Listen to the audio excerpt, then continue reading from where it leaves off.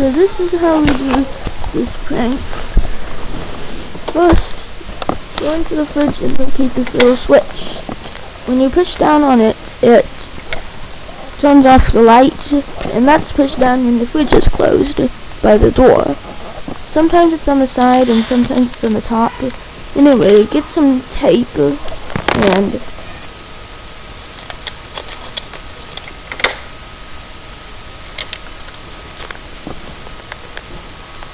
so you can see the tape is there, and when I put the tape over the switch, the light goes off.